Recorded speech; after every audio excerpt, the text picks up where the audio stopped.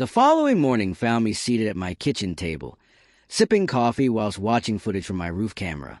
As the sun rose over the horizon, Karen's silhouette appeared clear as day in her second-floor window, gun in hand, muzzle flashing, a pristine angle, crisp audio, clearly time-stamped. Unaware, she had unwittingly engaged in a strategic match. Unaware I required no violent retaliation or threats.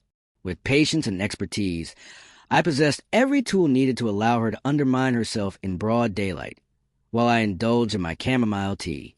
That morning, she brazenly strutted across her lawn, flanked by her ridiculous dog, exuding the confidence of someone who genuinely believed herself invincible.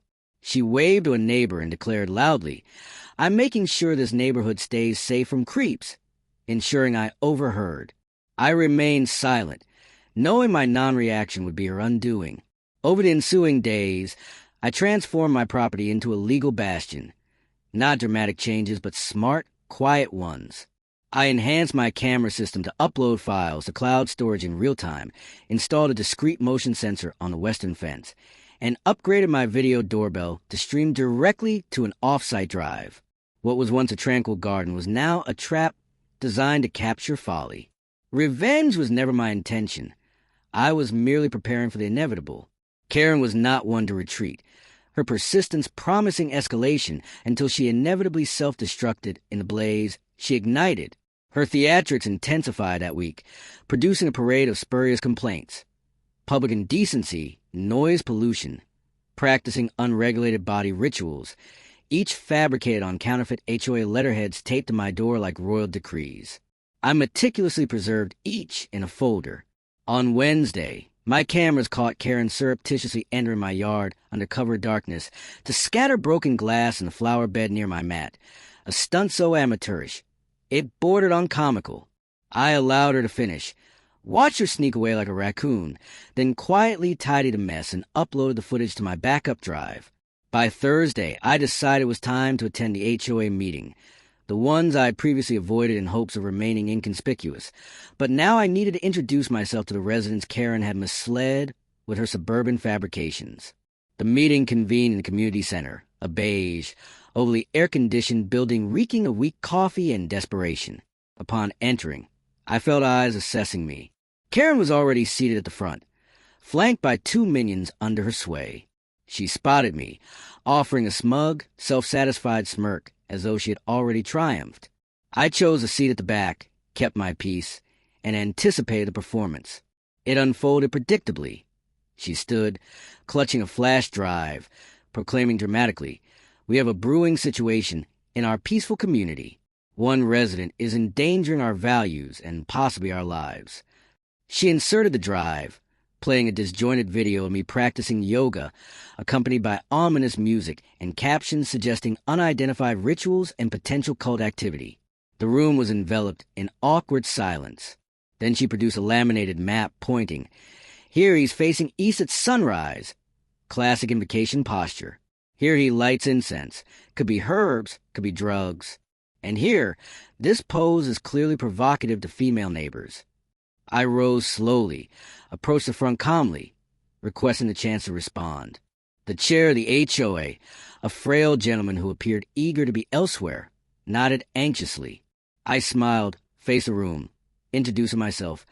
"My name is Alex. I recently moved here on medical leave after serving as a SWAT instructor for a decade. The footage you saw is of me practicing yoga, recommended by my doctor for stress recovery. The incense is eucalyptus. The mat is mine. The land is mine, and the woman accusing me fired a live round into my backyard 6 days ago." Gasps resonated through the room. Karen stood immobilized. I possessed video evidence of the shooting, her trespassing and fabricated HOA notices. These have been submitted to the sheriff's office. My purpose here today is to inform the board of possible legal proceedings involving this HOA due to her actions under your name. Silence suffused the space, heavier than steel. Even Karen's allies shifted uneasily, as if sensing the ground beneath them was fracturing. Calmly, I returned to my seat. I sank back into my chair, allowing my words to linger in the air. Karen grumbled something about Photoshop and deception, yet no one paid her any heed. The chairperson of the Homeowners Association attempted to steer the meeting forward, but attention was scarce. Once the gathering concluded, a few locals approached me, offering apologies for their silence and confessing Karen had been troublesome for months. Marlene, a former judge, leaned in and whispered, "She's been ousted from 2 other communities before this. Her husband's military record? Completely fabricated. Don't rise to her provocations. She craves attention." Grateful for Marlene's insight, I left certain that Karen would remain relentless until she claimed the stage in a spotlight moment where ego overtook reason.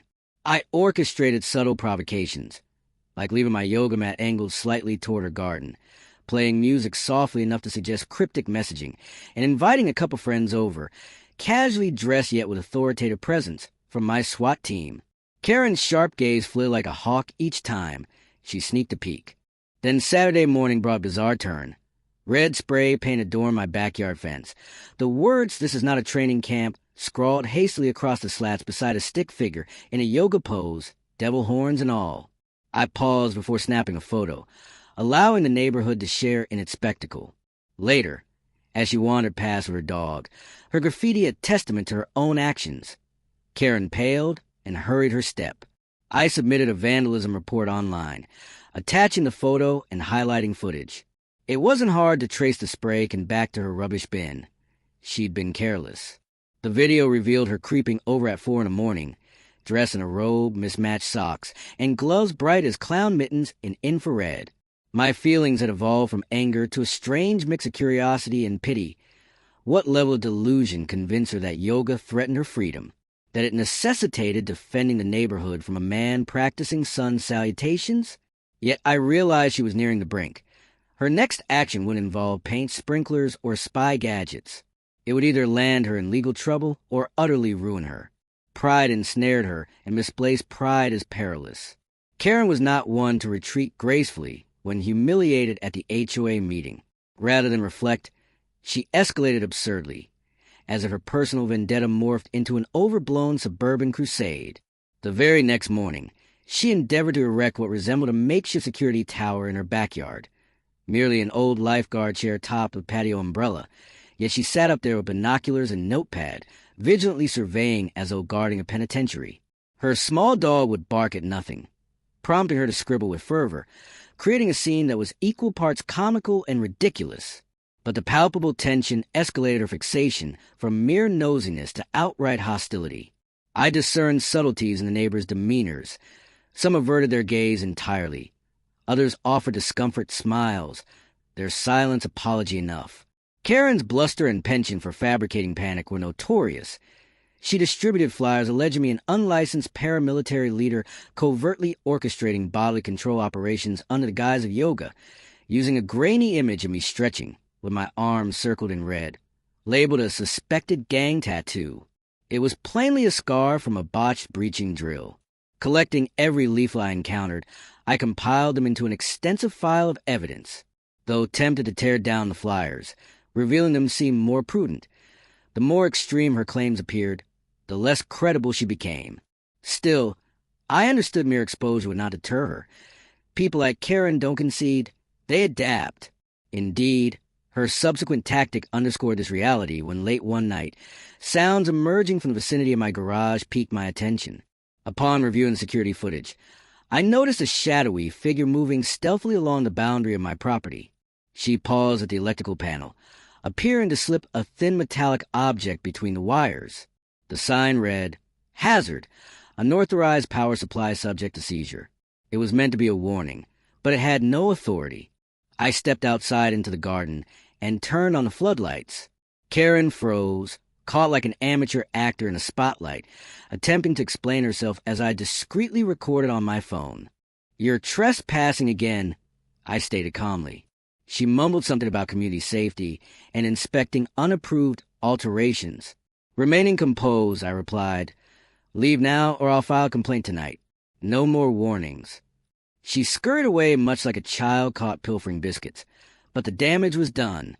Early the next morning, I reported the incident to the sheriff's office, submitting all relevant recordings and images. They responded promptly this time. The lead investigator, familiar with a previous shooting incident, began to recognize a disturbing pattern of behavior. I was advised to remain patient as they prepared a formal case. What I hadn't anticipated was Karen's erratic response as the legal net closed around her. She embarked on a noise campaign. Whenever I stepped outside, she blared an old military march from a weatherproof speaker on her balcony. It happened consistently, aligning perfectly with my outdoor activities.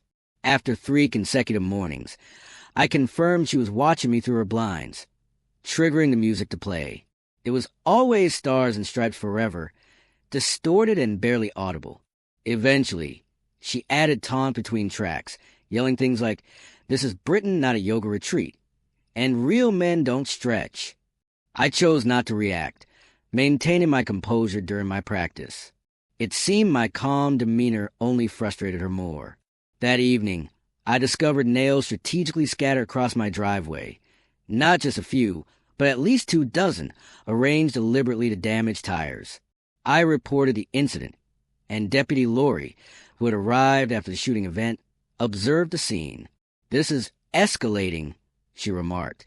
"She's not just irritating anymore. She's becoming dangerous." I nodded, providing her with fresh footage of Karen stealthily dispersing the nails and retreating to her porch.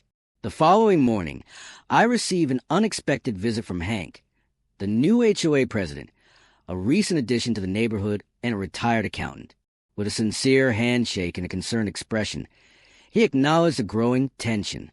Some of us were unsure of the truth, but Karen's been alarming people. I received 3 complaints about her rummaging through gardens, searching for non-existent evidence of a supposed cult. He handed me a manila envelope containing multiple statements from residents, mostly anonymous, detailing her harassment and paranoia. "We're voting next week to revoke her enforcement privileges," he mentioned. I thanked Hank and resolved to stay out of the issue, not wanting to orchestrate anything when reality was already taking its course. Each day, as Karen's erratic behavior intensified, more neighbors began to distance themselves from her. However, she did not retreat without drama. That same night, just before midnight, a bizarre scene unfolded. I heard a series of thuds against my garage door, followed by a metallic screech. Glancing out the window, I witnessed Karen rolling a shopping trolley filled with bricks toward my drive. She laid them across the entrance, building a makeshift barricade, all the while muttering, "He can't leave until the tribunal convenes." I observed silently, capturing everything on my phone before contacting the authorities. The sheriffs arrived before she could complete her bizarre structure. When confronted, she claimed she was enacting a citizen's zoning adjustment. The officers looked weary, as though dealing with a temperamental child at the end of a grueling day. After being told to return home and to stay off my property indefinitely, she ranted about betrayal, the HOA, and yoga being a foreign invasion. She received a final warning, and informed that any further incident would lead to arrest. It became clear to me then that she had crossed a threshold. Her delusions had no foundation in logic. Rather than feeling relieved, I found myself concentrating intently. Her battle wasn't merely against me. It was against common sense serenity and every respectable neighbor seeking peaceful coexistence. I braced myself for her next move, knowing Karen would inevitably make the worst possible choice for her final confrontation. Following the sheriff's admonition, Karen disappeared for 2 whole days, granting the neighborhood its most tranquil period in weeks. No barking, no flyers, no resounding military marches from her property. Momentarily, it seemed like it was over. Perhaps, I mused, the threat of imprisonment had brought her to her senses. Yet with people like Karen, calm isn't capitulation, it's recalibration. On the 3rd morning, her silence erupted violently at precisely 7 a.m. My security cameras detected activity near the edge of my property. While preparing coffee, I heard an unusual scraping, metal dragging against pavement. Upon checking the monitor, there she stood, visible in full view, pushing a decrepit gardening trolley overflowing with camping supplies, placards, and a megaphone. I watched as she assembled a peculiar scene across a lawn, arranging folding chairs and suspending a hand-painted banner between 2 poles proclaiming "Defend family values. Expose a yogi." She appeared unyielding rather than chastened, like someone gearing up for combat. Within 20 minutes, she orchestrated what could only be construed as a protest rally, albeit she was its sole participant. Stationed on her lawn, facing my residence, she bellowed into the megaphone, claiming foreign exercise practices were besieging the neighborhood. Her dialogue was a chaotic mix of conspiracy theories about yoga, spiritual paranoia, and accusations that I was covertly hypnotizing local youths through meditation. I peeked through my curtain to witness her pacing like she was conducting a press conference. Her dog sat at her feet, adorned with cardboard sandwich board bearing the message, "Say no to stretching." Her scornful phrases included, "You can't bend your way into heaven," and "Real men lift logs, not their legs." The absurdity might have brought a chuckle, yet something more perilous loomed beneath her ridiculousness. She genuinely believed her ravings. Gradually, neighbors began to emerge, watching covertly from behind hedges and parked cars. Some appeared bewildered. Others recorded the scene with their phones. A few gestured apologetically towards me, seemingly indicating, "We know she's unhinged, but we aren't sure how to handle it." There was no need for me to step outside. She was effectively implicating herself on numerous security feeds, drawing attention to her instability more deftly than anything I could devise. The footage saved automatically, I promptly contacted Deputy Lori. She answered on the second ring, already aware from 3 earlier notifications. "I'm on my way now," she remarked. I thanked her and ended the call, observing Karen as she howled about chukras being government mind control when the sheriff's vehicle arrived. Karen's face ignited, not with intimidation but with deluded boldness. She approached Lori waving a stack of papers, evidently self-created, and shouted, "Here's the proof you need. He's starting a cult. Look at this." Lori, exasperated, skimmed through the pages and sighed heavily. "Karen, you're disrupting community peace again," she stated. "And now you're causing public disturbances." Karen pointed at my house, exclaiming, "He's a threat to our moral ecosystem."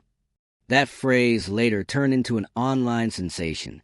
Lori calmly instructed her to halt the protest, warning her that this was the last caution before initiating a mental health intervention.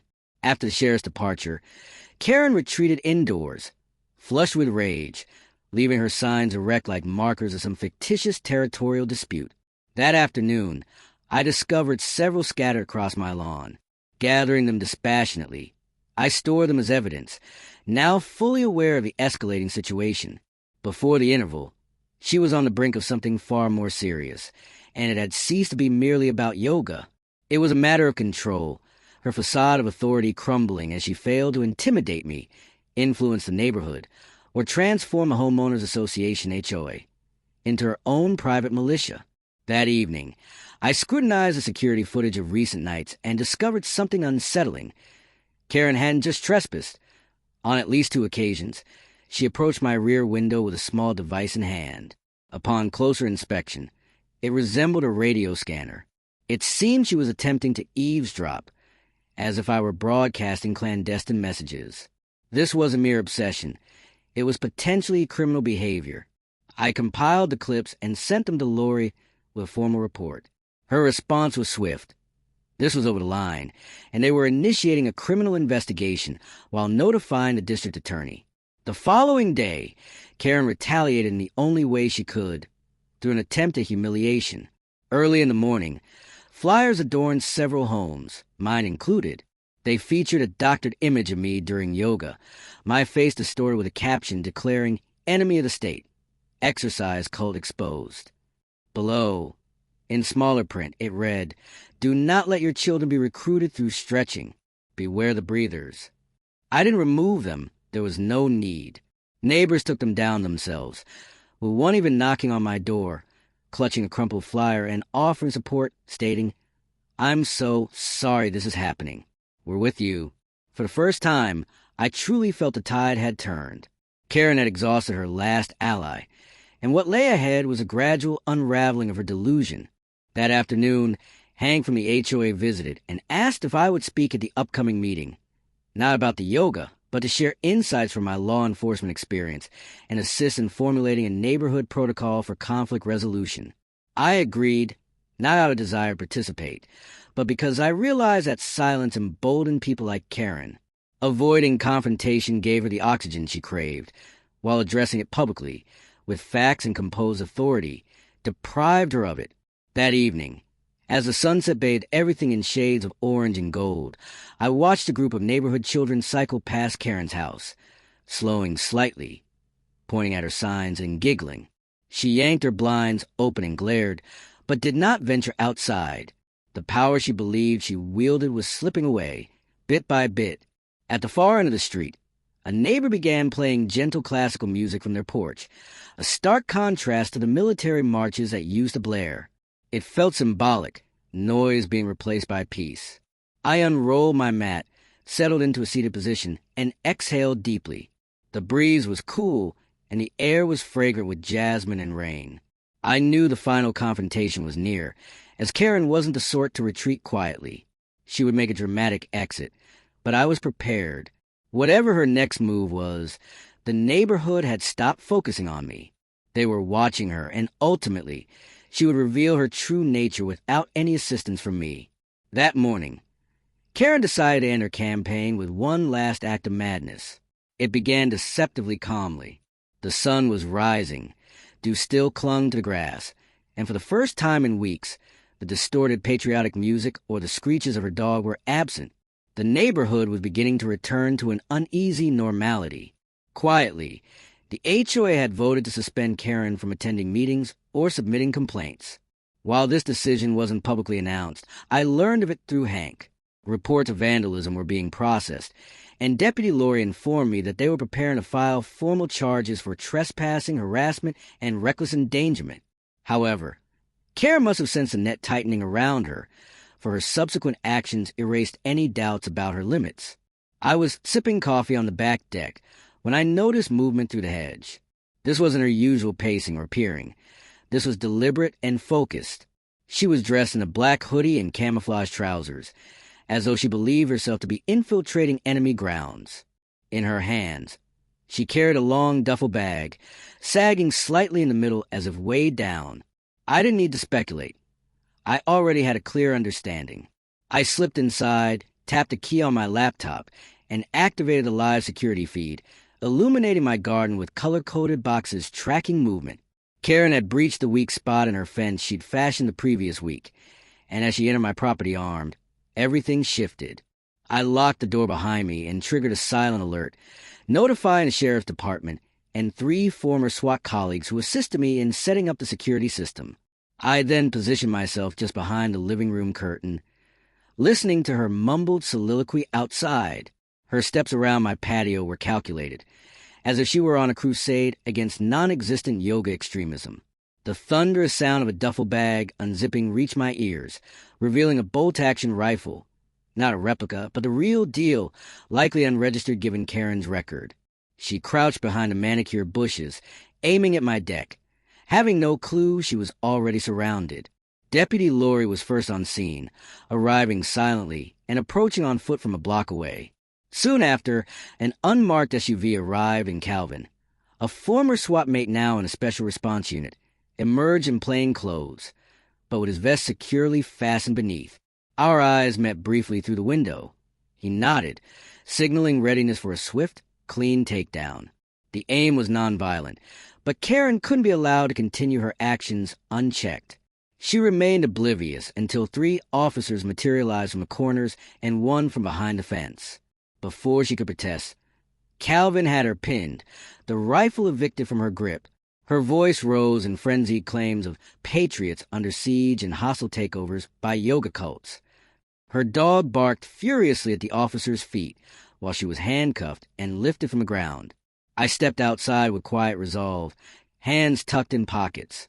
She accused me of orchestrating her ultimate downfall, shouting, "You're all part of it, peaceful yet dangerous." With no reply, just unwavering eye contact, I turned back indoors. The moment felt surreal.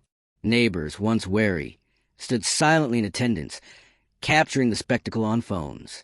Karen, who branded me a threat, was now bellowing conspiracy theories en route to a police cruiser, her reputation unraveled in an instant of sirens and handcuffs snapping shut.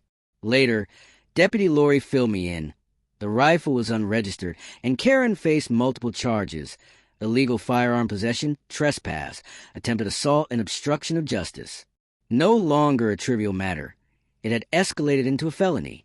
I simply nodded, relieved the tempest had subsided, though not surprised.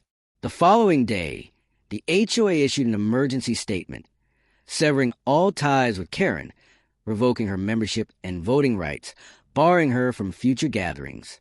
Furthermore, the board initiated a neighborhood mental wellness program. Hank rang to express gratitude for my calm demeanor under pressure, embodying the very restraint I was trained to uphold.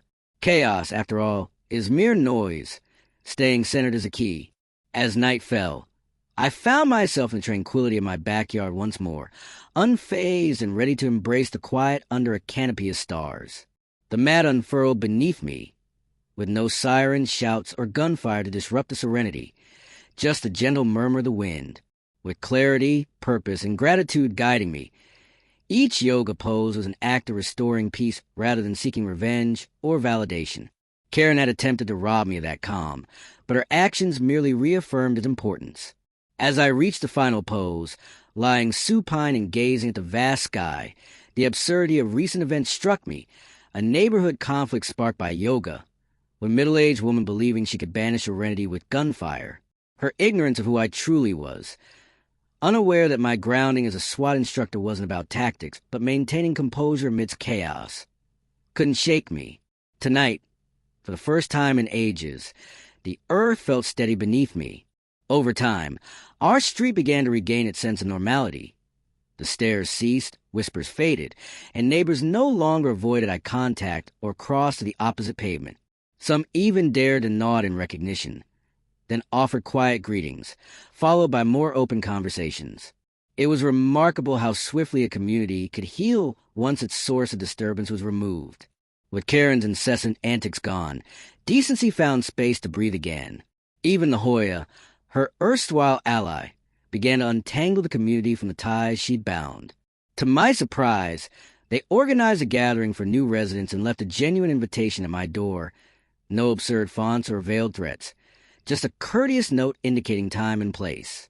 Driven by curiosity, I attended. The room buzzed with cautious energy. People struggled to discern who I truly was, aware only that I'd survived Karen's madness unscathed. Marlene, a retired judge, approached with a knowing smile. She confessed with laughter, "You know, she convinced half the neighborhood you were a covert agent for a yoga cartel." Bewildered, I chuckled. "What is a yoga cartel?" Marlene shrugged, explaining Karen's fantasy involved people who breathe deeply and topple homeowners' associations. This whimsy broke the ice for others, prompting residents to share their own tales of Karen's antics, claiming holiday wreaths were too pagan, or photographing bins, supposedly to check for contraband. Karen had even lodged a formal complaint against a child's lemonade stand, citing unsanctioned liquid sales. Such tales would have been amusing were they not so draining. As the conversation turned earnest, a new board member proposed formal training for HOA volunteers, emphasizing conflict resolution and mental health awareness, along with establishing a neighborhood watch focused on providing support rather than merely enforcing rules. It was genuine progress, no longer simply addressing issues but preventing them. I had no wish to lead such initiatives, but offered to assist in designing the security framework for their watch program. My offer was casual. I wasn't aiming to become a suburban savior, merely someone keen to avoid future turmoil. Days later, a surprise parcel arrived from Calvin, my former SWAT colleague instrumental in Karen's downfall. Inside lay a framed photograph of my shattered yoga gong, pierced cleanly by a bullet. Beneath it, a printed caption read, "Pieces earned, so is karma."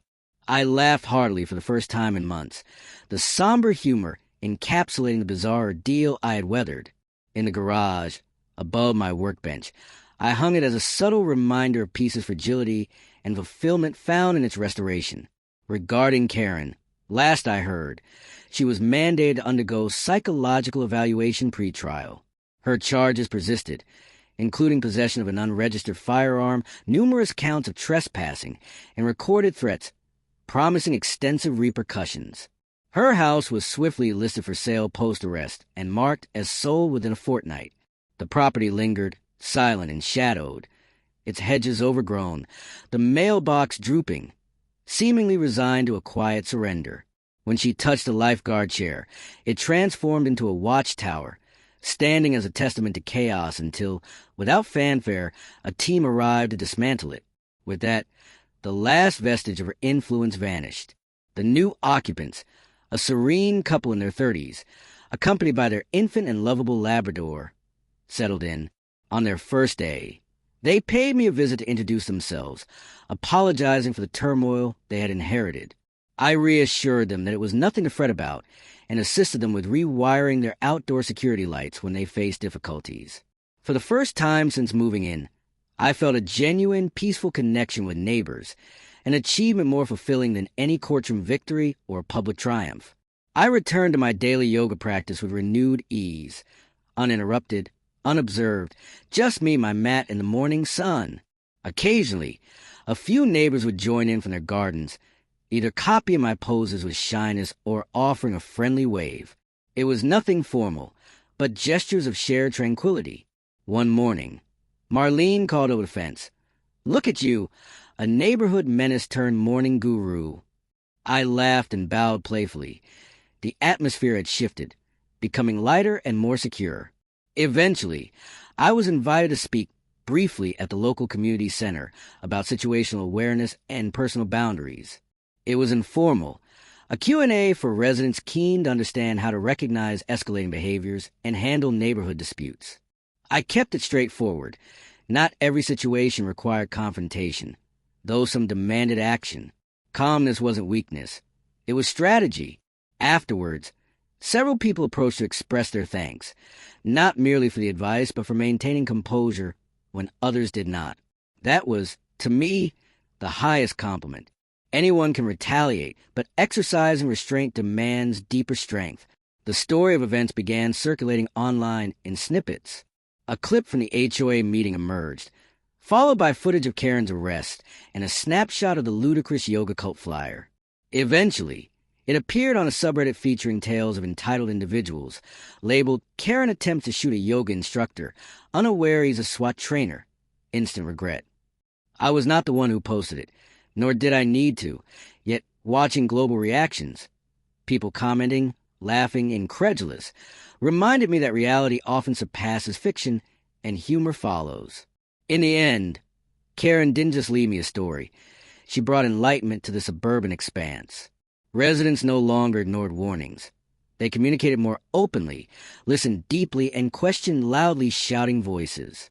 As for me, I didn't have to teach a lesson. I merely needed to remain calm and steadfast until the storm passed. Once it did, I resumed stretching beneath the morning sky, stable as stone, serene as breath. Sometimes the best retaliation is no reaction at all, merely demonstrating to the world that fighting back was unnecessary because truth, justice, and time were consistently